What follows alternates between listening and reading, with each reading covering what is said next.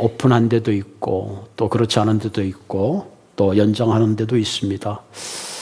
특별히 우리 LA 카운티, 벤츄라 카운티는 지금 현재 더 연장된 상태에 있고 부분적으로 또 식당이나 혹은 산책 코스, 바다 이런 데는 또 부분적으로 오픈을 했습니다.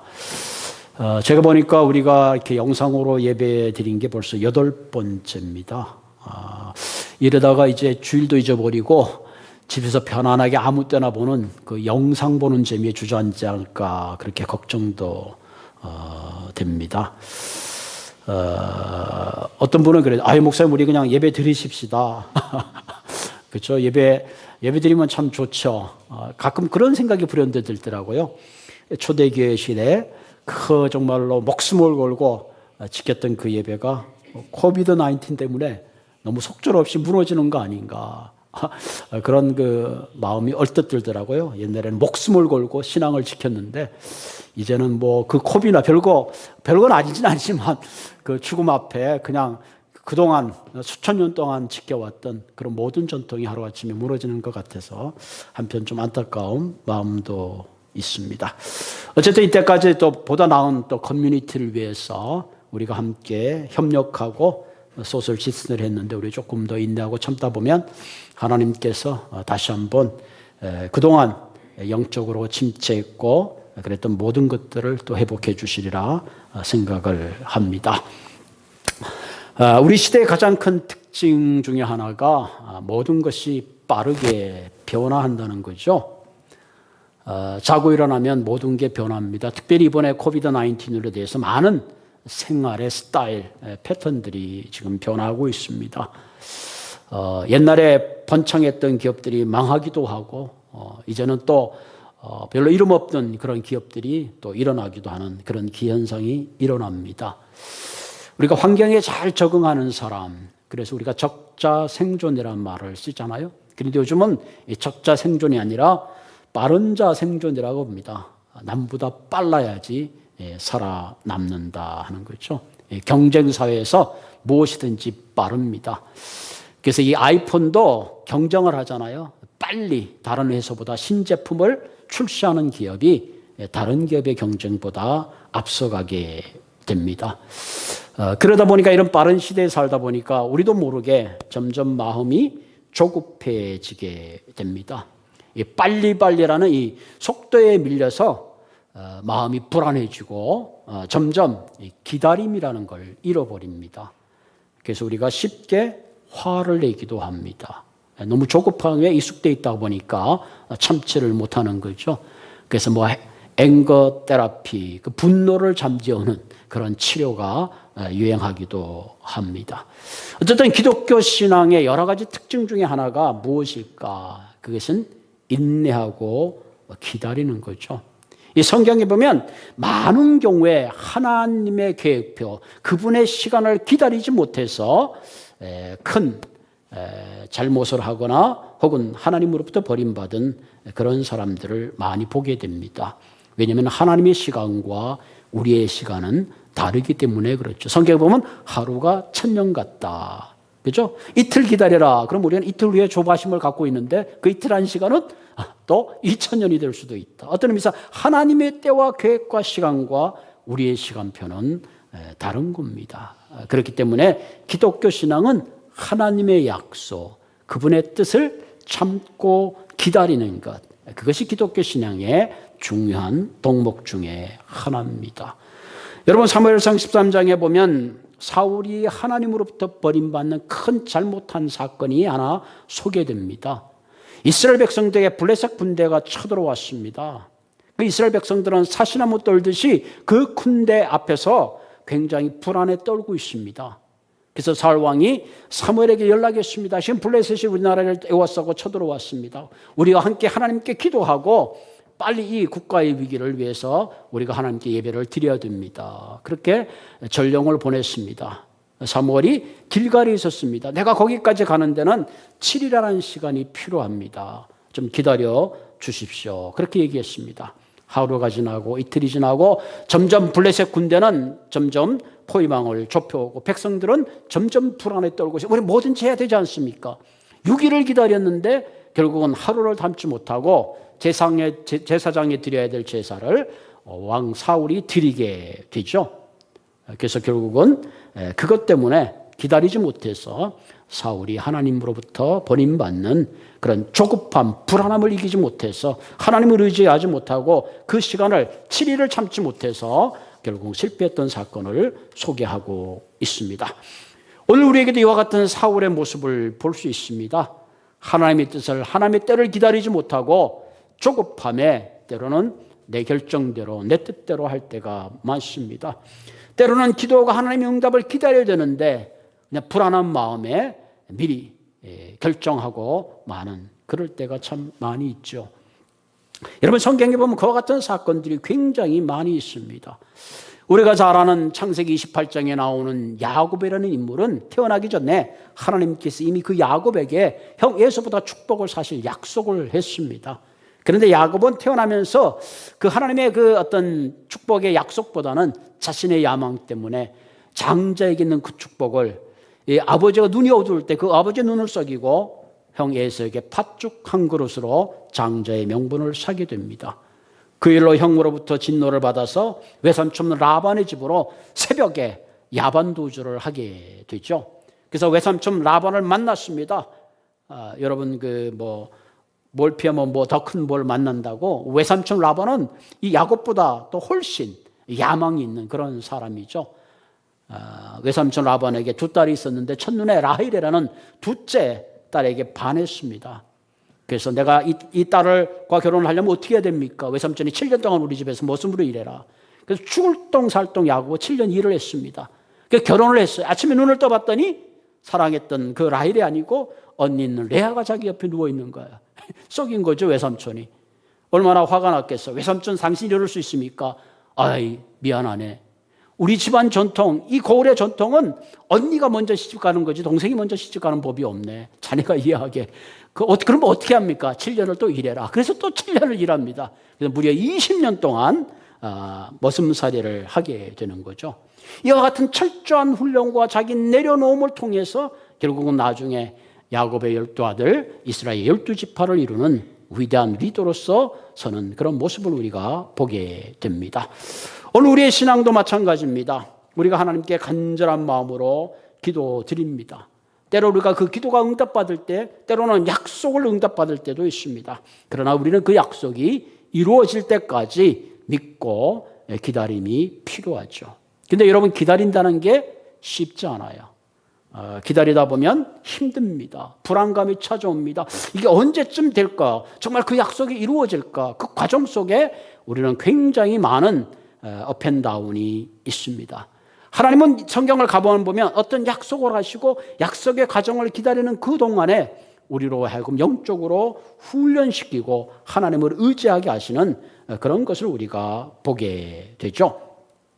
그러므로 우리는 인내함으로 기다릴 때에 그 기다림의 기준이 내가 되는 것이 아니라 하나님이 되어야 합니다. 왜? 하나님은 우리의 창조자이고 주관자이기 때문에 그렇습니다. 하나님은 반드시 우리의 기도에 응답하신다고 성경에 약속하고 있어요. 문제는 그 약속의 시간이 내가 정한 시간이 아니라 하나님이 정한 시간, 때에 응답하시기 때문에 그렇습니다. 요즘 이제 스테이 홈을 하면서 그 저스틴 아들이 너무 심심하다는 거야. 평소에 이제 고등학교 다닐 때 게임을 많이 했는데 대학교 들어서 게임을 안 했는데 무료했던지 좀 그 엑스박스를 사야 되겠대. 야, 그거 고등학교 때 엑스박스 하는 너 지금 대학교 졸업인데 무슨 엑스박스냐? 아, 그래도 사야 되겠대. 그러더니 자기가 이제 아마존에 오더해서 게임을 이제 샀어요. 게임 기계 보니까 거기에 뭐가 있냐면은 그 게임 가운데 DDR이라는 게 있어요. 그게 뭐냐면 이제 영상을 틀어놓으면 영상에서 음악과 춤을 춰요. 그러면 사람이 그걸 보고 맞춰서 이제 기계를 들고 춤을 추는 겁니다. 제가 그걸 보면서 그런 걸 느꼈어요. 인간이 기계의 게임을 만들어 놓고 이제는 기계의 리듬과 박수에 따라서 인간이 그 기계를 따라서 춤을 춰야 되는 그런 모습을 보면서 그런 걸 생각했습니다. 우리의 신앙생활이라는 게 하나님께 우리를 창조하신 그 리듬에 따라서 살아야 되는데 때로는 내가 만든 시간, 나의 계획, 나의 스케줄, 나의 템포에 따라 하나님을 맞추려고 하니까 때로는 내게 늦은 것 같지만 사실은 늦은 것이 아니라 하나님의 때에 맞추지 않는 조급함 때문에 우리가 늦게 생각한다 하는 것을 우리가 깨닫게 되죠. 여러분, 아브라함에게 자식이 없을 때 하나님께서 아브라함에게 이삭을 주신다고 약속했어요. 근데 아브라함이 기다려도 아무런 소식이 없습니다. 무려 25년 후에 이삭을 주신 겁니다. 아브라함이 너무 늦다고 결국은 첩을 두고 이스마엘을 낳고 말았죠. 하나님 너무 늦으셨다. 사실 보면 하나님이 늦은 게 아니라 아브라함이 조급한 거죠. 왜? 하나님은 아브라함에게 약속할 때 이미 25년이란 시간을 계산하고 계셨던 것을 우리가 보게 되죠. 그런 의미에서 인내한다는 건 결국은 내 시간표를 따라 살아가는 것이 아니라 하나님의 시간표에 따라서 살아가는 삶, 그 약속을 믿고 바라볼 때에 우리는 인내하게 되고 어떤 환난 가운데서도 흔들리지 않고 믿음의 길을 향하여 달려갈 수 있는 것을 보게 됩니다. 자, 오늘 함께 읽은 요한복음은 오늘 말씀을 전하고 또 다음 주에 이 본문을 가지고 결론적인 부분을 또 말씀하게 됩니다. 자, 오늘 본문에 보면 예수님이 지금 뭔가 의도적으로 지체하신 듯한 그런 느낌을 받는 본문을 보게 되죠. 본문은 11장 1절에 보면 어떤 병자가 있으니 이는 마리아와 그 자매 마르다의 마을의 베다니에 사는 나사로라, 그렇게 말하고 있어요. 오늘 본문의 배경을 소개하고 있습니다. 그리고 이 마리아는 향유를 죽게 붓고 머리털로 주의 발을 닦던 자요 병든 나사로는 그의 오라비더라. 오늘 본문을 봤을 때에 이 베단이라는 지역은 예루살렘부터 약 한 2마일 정도 떨어져 있는 그런 곳입니다. 마리아와 마르다와 오라비 나사로가 살고 있었습니다. 특별히 예수님께서는 이 나사로의 집을 자주 방문했던 것으로 기억이 됩니다. 왜 그러냐면 특별한 관계가 있었던 것이 5절에 보면 이렇게 나와 있습니다. 예수께서 본래 마르다와 그 동생 나사로를 사랑하였더니, 성경 보면 예수님이 특별히 사랑했다는 말이 많이 표현되어 있지 않는데 오늘 여기 성경에 보면 그런 내용들이 많이 나옵니다. 성경 3절에도 보면 사랑하는 자가 병들은 나이다, 이런 걸로 봤을 때 예수님과 지금 마르다와 마리다와 그 나사로의 집안은 다른 어떤 집보다 굉장히 친밀한 그런 관계가 있었다 하는 것을 우리가 짐작해 볼 수가 있습니다.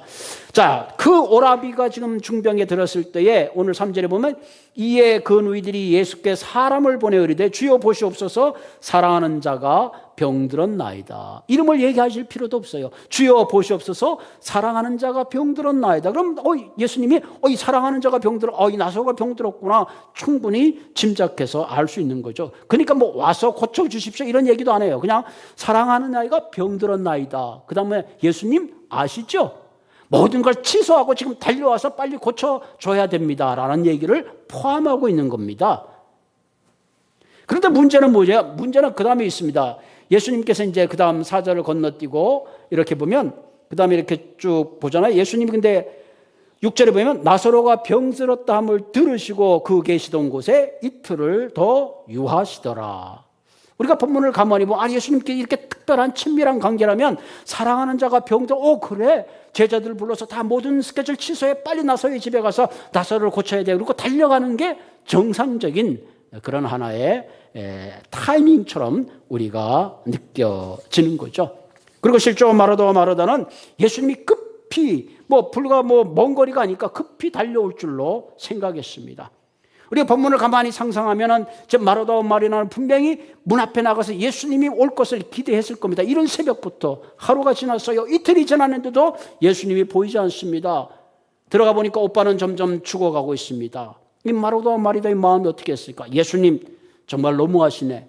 그동안 우리 집에 올 때 우리가 얼마나 대접을 잘했는데 오늘 성경에 보면 머리털로 주의 발까지 닦아줬던 그와 같은 상황인데 우리가 예수님을 어떻게 대우하는데 예수님 정말 이러실 수 있는가? 그 마음에 원망도 있었고 배신감도 있었을 것입니다. 왜 예수님은 우리가 정말로 필요할 때 나타나서 도와주지 않는 거야? 정말 너무하네. 분명히 이런 마음의 생각을 가졌을 것입니다. 여러분, 우리가 신앙생활하면 우리의 삶에도 이런 경험이 있습니다. 우리의 삶에 가장 절실할 때, 도움이 필요할 때에 하나님이 도와주지 않는 듯한 그런 마음을 가질 때가 있어요. 어떤 문제를 해결해야 되는데 능력이 하나님께서 왜 와서 이 문제를 해결해 주지 않나 하는 그런 원망의 마음이 찾아오는 거죠. 오늘 본문을 결론적으로 말씀을 드리면 예수님은 빨리 나사로의 집에 가지 아니하시고 오히려 요단 건너편에 이틀을 더 유하셨다. 왜 그랬을까? 한번 고생 좀 해봐라. 그런 마음이었을까? 아니면 그냥 바빠서 어쩔 수 없이 그랬을까? 그렇지 않아요. 거기엔 분명한 이유가 15절에 이렇게 표현하고 있죠. 내가 거기 있지 아니한 것을 너희를 위하여 기뻐하니 이는 너희로 믿게 하려 함이라. 너희로 믿게 하려 함이라. 예수님이 지체하신 이유가 너희로 믿게 하려, 무엇을 믿게 하려 합니까? 나중에 성경에 보면 결론을 짓게 되죠. 죽은 나사로를 살려주심으로 예수는 병자를 고치는 신분이 아니라 죽은 자를 살리는 메시아요 또한 부활이라는 놀라운 사건을 그들에게 말씀하시고 믿게 하려는 더 큰 축복과 은혜를 준비하고 계신 것을 우리가 보게 되죠. 어떤 예수님이 이틀 지체하신 그것만 보고 판단할 것이 아니라 예수님은 이틀 지체하셨지만 요한복음에 남아 여러 기적과 표적 가운데 가장 클라이맥스인 바로 예수님은 이 땅에 오신 메시아요 삶과 죽음을 새롭게 하시는 부활의 능력인 것을 믿게 하려 하는 거죠. 나중에 결론적으로 보면 요한복음에 보면 예수님께서 죽은 나사로를 살림으로 그 지역의 많은 사람들이 그분을 메시아로 믿게 되고 심지어 마리아와 마르다는 단순한 예수님이 병을 고치는 그런 정도의 차원의 사람이 아니라 메시아인 것을 새롭게 깨닫는 그 은혜가 주어진 것을 우리가 보게 됩니다. 참 신앙의 눈은 눈에 보이는 환경만 보고 내 생각대로 내 시간표대로 되지 않는다고 우리가 하나님을 원망한 것이 아니라 늘 우리의 인생에 최상의 것을 준비하시고 축복하시는 그런 주님인 것을, 그 약속을 믿고 기다리는 모든 분들이 되시기를 바랍니다. 자, 그럼 하나님께서 준비하신 최상의 것을 누리기 위해서는 우리는 어떤 마음으로 기다려야 하는가? 그 기다림의 마음의 자세가 오늘 한번에 생각해 보기로 합니다. 첫째는 내 관점을 내려놓아라. 내 시각을 내려놔. 이 말은 나의 생각과 나의 입장이 아닌 예수 그리스도의 입장, 그분의 시각으로 볼 수 있는 눈이 필요하다 하는 겁니다. 자, 너희들이 사람을 보내서 보시옵소서 사랑하는 자가 병들었습니다. 자, 그 다음 반응, 그래.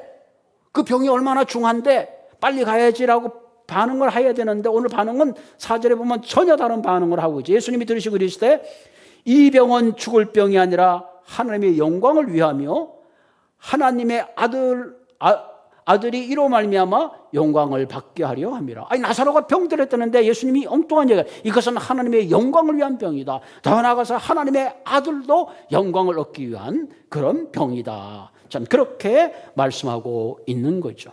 여기서 보면 그 병을 보시는 하나님의 입장과 마르다와 마리아의 입장이 천외하게 다른 것을 보게 되죠. 하늘과 땅 차이인 것을 우리가 보게 되죠. 여러분, 그 다음 9절에도 보면 13절에 보면 예수님께서 나사로가 잠들었다니까 제자들이 그럼 깨우러 갑시다. 실제로는 죽었지만 주님은 그 죽은 것을 잠자는 것으로 생각하시는 그런 것을 보게 되죠. 다시 말하면 주님의 시각과 우리의 시각은 하늘과 땅처럼 다른 거예요. 지금 예수님께서 마리아와 마르다가 염려하지 마, 걱정 마 그렇게 말씀하실 줄 알았더니 오히려 주님은 이것은 하나님의 영광을 드러내기 위한 병이다. 여러분 이해가 되세요? 참 이해가 되지 않습니다. 아마 우리가 그 상황 속에 있다면 전혀 아마 우리도 동일한 반응을 보였을 것입니다. 제가 그런 상상을 해봐서 설교를 준비하면서 지금 아들이 중병이 걸렸어요. 하나님 살려주십시오. 우리 아들 지금 살려줘야 됩니다.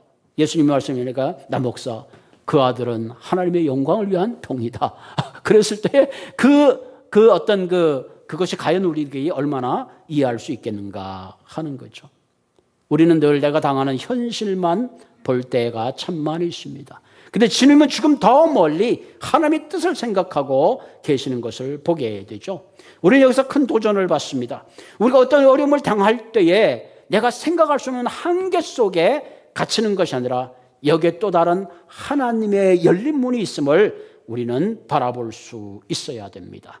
그런 의미에서 우리가 기독교 신앙이 기대한다는 말은 하나님의 약속을 믿음으로 바라보는 것. 내가 눈에 보이는 현재적인 시각을 내려놓는 거예요. 내 시각으로 보면 답답합니다. 내 시각으로 보면 희망이 없어요. 내 시각으로 보면 정황에 벗어날 수 있는 길이 없는데 사실은 하나님은 또 다른 길을 준비하시는 그런 분이시다 하는 겁니다.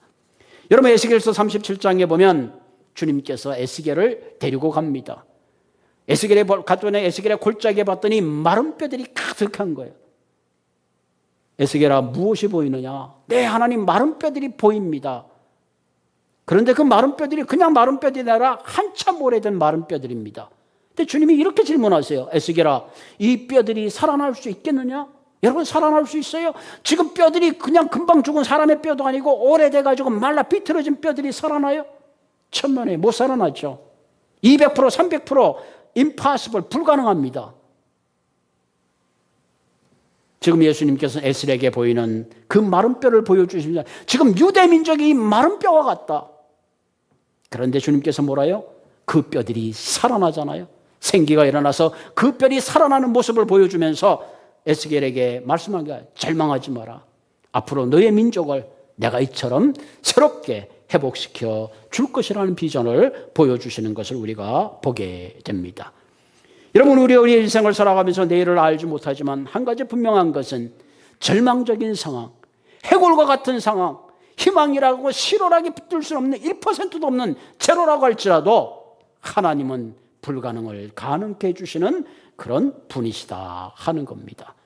특별히 우리가 코비드-19을 당하면서 많은 분들이 어려움을 당하고 답답함을 느끼지만 하나님께서 반드시 아마 이 질병도 물러가게 하시고 우리에게 좀 더 나은 또 다른 삶의 문을 반드시 열어주리라 생각합니다. 그러므로 사랑하는 성도 여러분, 우리의 삶 속에 좀 더 믿음의 눈을 뜨고 좀 더 기다림으로 하나님의 선하심을 바라보는 그와 같은 삶이 되기를 주님의 이름으로 부탁을 드립니다. 두 번째, 우리가 기다림에 약속할 때 우리의 마음은 어떤 자세로 가냐? 내 시간을 내려놔라. 이게 대단히 중요하죠. 마르다와 마리아의 연락을 받으시고 예수님은 이틀을 지체합니다.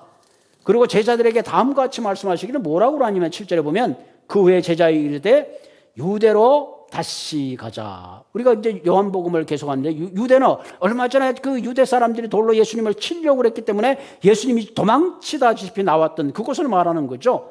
그 제자들이 말합니다. 제자들의 말들, 랍비여, 방금도 유대인이 돌로 치려 하였는데 또 그리로 가시나이까? 그리로 가면 돌 맞아 죽습니다. 예수님 가면 안 됩니다. 그렇게 지금 예수님을 말리고 계는 거죠. 그때 예수님이 뭐라고 말씀하시는 거니? 낮이 12시간이 아니냐? 사람이 낮에 다니면 이 세상이 빛으로 보므로 실족지 아니하고 밤에 다니면 빛이 그 사람 안에 없는 거로 실족하느니라. 참 예수님이 아리송달송한 말씀을 하고 있죠. 예수님 돌 맞아 죽습니다. 결론적으로 말하면 돌 맞아 죽어도 그곳에 가야 된다. 그런 말씀을 사실 하고 있는 거죠. 낮이 12시간이 아니냐. 여러분, 유대 민족들은 이 낮이라는 시간을 해가 떠서 해가 지는 시간까지 낮입니다. 그러니까 낮 시간이 뭐 길기도 하고 낮을 수가 있겠죠. 이 낮이라는 시간을 생각하면 두 가지를 생각하죠. 낮의 시간은 한계가 있는 시간이죠. 한계가 있는 시간. 여러분, 우리 어떻게 보면 우리의 인생도 시간에 한계가 있습니다. 우리는 그것을 때라고 말하죠. 태어날 때가 있고 유년기가 있지만 청년기가 있고 장년기가 있고 노년기가 있습니다. 우리에게 주어진 때에 맞는 그와 같은 일들을 하고 그 시간들을 맥시마이즈 하는 것이 참 필요합니다. 요즘 스테이 앳 홈 하면서 두 가지 현상이 있다 그래요. 어떤 분들은 일을 하지 않고 집에 있으면서 자녀들과 많은 대화도 하고 가정에 대한 특별한 것들을 더 느끼는 분들도 많이 있다고 합니다. 여러분, 우리에게 주어진 인생의 시간들은 굉장히 한계가 있어요. 영원한 시간이 아니에요. 내가 건강하다고 영원히 건강한 것도 확신할 수 없습니다. 우리에게 오늘 성경에 보면 낮이 12시간이 아니냐. 낮이 12시간이라는 말은 저녁을 전제로 하는 거죠. 낮 시간이 지나면 곧 저녁이 온다는 거죠. 그렇기 때문에 제자들에게 말한 것, 지금 유대로 올라가서 돌로 지금 우리가 맞아 죽는 일이 있더라도 지금 우리에게 해야 될 사명이 있다면 지금 너희들이 나와 함께 이 사명을 감당할 때인 것을 말씀하는 거죠. 동시에 예수님 뭐예요? 앞으로 예수님이 돌아가시게 되면 이제는 낮이 아닌 어둠의 때가 올 때니 그때 전에 우리가 해야 될 일을 해야 되지 않겠느냐 하는 그런 말씀을 하고 있습니다. 여러분, 인생의 기회가 늘 있는 게 아니죠. 때로는 일하고 싶어도 일할 수 없을 때가 있습니다. 어떤 집사님 그 가게 신방할 때니 이렇게 말씀하세요. 목사님, 제가 최근에 문을 좀 열었는데요. 좀 걱정이 됩니다. 무슨 걱정이 되는데요? 옛날에 10시간씩 이러고 앉아 있었는데 요즘 조금 이렇게 시간을 땡겨서 한 6시간 앉아 있어도 아주 힘들어 죽겠어요. 어떻게 앞으로 그렇게 해야 될지 걱정입니다. 그런 시간을, 그런 말씀을 하고 있더라고요. 사랑하는 성도 여러분, 우리에게 주어지는 낮 시간, 그 낮 시간을 우리는 맥시마이즈 해야 합니다. 나의 헛된 시간으로 채우고 있다가 결국은 빈손 들고 하나님 앞에 서게 될 때에 우리는 하나님께 아무런 할 말이 없는 거죠. 오늘 성경에 분명히 말씀하고 있죠. 밤이 다니면 빛이 그 사람의 없는 곳으로 실족게 된다 하는 겁니다. 그러므로 특별히 우리가 기다리면서 우리가 해야 되는 것은 내게 주어진 시간의 한계 속에 우리는 허무한 시간으로 채우는 것이 아니라 정말로 가치 있는 시간으로 주의 사명을 감당하고 사랑하고 봉사하며 공동체를 섬기고 더 나아가서 하나님이 우리에게 맡겨주시는 사명을 감당하는 그런 시간으로 채우시기를 주님의 이름으로 축원을 드립니다. 세 번째, 우리가 기다림의 약속 가운데 우리가 가져야 될 마음의 자세는 내 결론을 내려놓는다. 이 말은 뭐래요? 미리 결론 짓지 말라 하는 거죠. 우리는 보통 사람들의 어떤 그 환경을 보고 이렇게 말하죠. 저 사람은 행복할 것이다. 혹은 저 사람은 불행할 것이다. 그렇게 말합니다. 성급하게 결론 지을 때가 참 많이 있습니다. 야구에서 우리가 이런 말을 했죠. 야구는 9회 말이 중요하다. 점수가 있겠지만 마지막 9회 말에 얼마든지 뒤집힐 수 있는 것이 야구입니다. 인생도 마찬가지죠. 그래서 우리가 흔히 이런 말을 합니다. 젊어서 고생은 사수한다. 굉장히 의미가 있는 말이에요. 그 말에 인생의 말년이 아름다워야 된다 하는 얘기를 말하고 있습니다. 자, 오늘 본문에 보면 마르다와 지금 나사로의 가정이 지금 중병이 들었어요. 엄마 아버지가 어떻게 되는지 성경에 없죠. 일찍 돌아가셨는지. 지금 이렇게 세 식구가 살고 있는데 기둥과 같은 오라비가 중병이 들었으니 지금 오늘 내일 합니다. 이 상황을 보게 되면 불쌍하기 그지없는 것으로 결론 지을 수밖에 없는 거죠. 그러나 사실은 우리가 그 다음 정말 죽었던 나사로가 살아날 건 모르잖아요.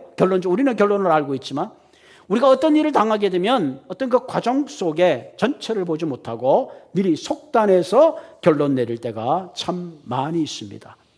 하나님의 결론은 언제나 멋지시다. 우리가 잘 알죠? 모든 일이 합하여 선이 되게 하신 하나님. 그러니까 여러분, 우리의 인생의 결론과 모든 걸 이런 걸 생각합니다. 나를 구원하신 하나님, 내 인생의 결론은 아름답게 축복하시는 하나님이시다 라는 그런 결론을 갖고 있으면, 그런 해답을 가지고 있으면 우리는 어떤 어려움도 이길 수 있게 되는 거죠. 여러분, 룻기에서 나오는 보면 나오비와 아비멜렉이라는 그 가정에 큰 흉년이 들어옵니다. 두 아들과 같이 모압 땅으로 이사가 있어요. 꿈에 부풀어서 모압 땅으로 이사를 가는데 어떻게 됐어요? 남편도 죽고 두 아들이 죽어버렸습니다. 그래서 이방인 룻을 데리고 고향으로 돌아옵니다.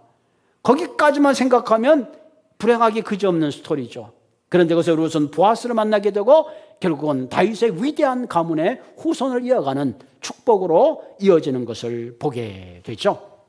성경도 아주 멋진 스토리예요. 우리가 인간으로 생각할 절망적인 사건이지만 주님은 반드시 그것을 뒤집으시는 축복의 하나님인 것을 우리가 보게 됩니다.